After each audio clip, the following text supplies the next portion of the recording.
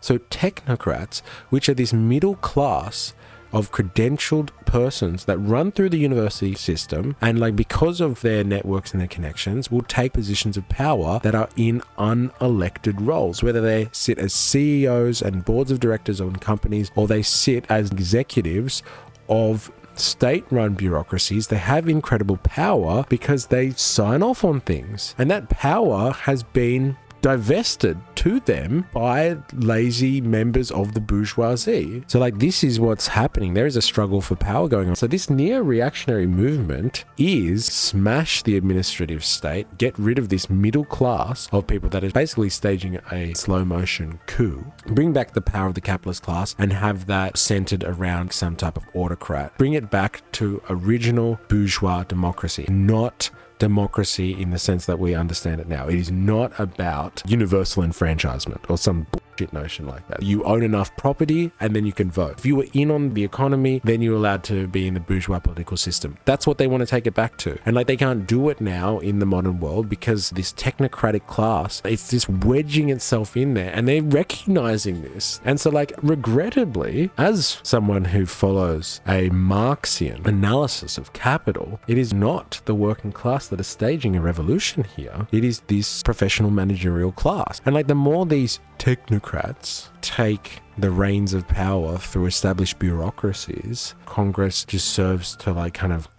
knock power over to the bureaucracy. The bourgeoisie will have no control over their established political interests. They're going to have to go and start like re-establishing their communication lines. So it's not over for the bourgeoisie, but like their grip on the existing political apparatus is dying. They can sense that. And that's why they hate the tech bros, because the tech bros are new money, like new money. Your Jeff Bezoses of the world, your Mark Zuckerbergs, your Peter Thiels, like they aren't members of the established bourgeoisie. They aren't the Koch brothers. They weren't the financial establishment of like Wall Street. No, definitely not. These guys were from upper middle class families who had enough money to let them sit in their garages in their early 20s and like pump them full of cash until they became new billionaires. And so these tech bros align much more with the technocratic professional managerial class. Their allegiances lie with them and not these bourgeois types that want to have power in the hands of a president because they can control those political systems. They already have their tentacles around those political systems. And so you have a president that is torn between the old money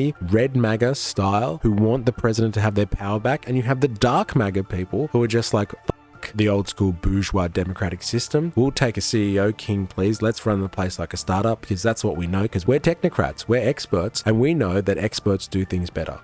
Remember, I am, you are, we are a mystery.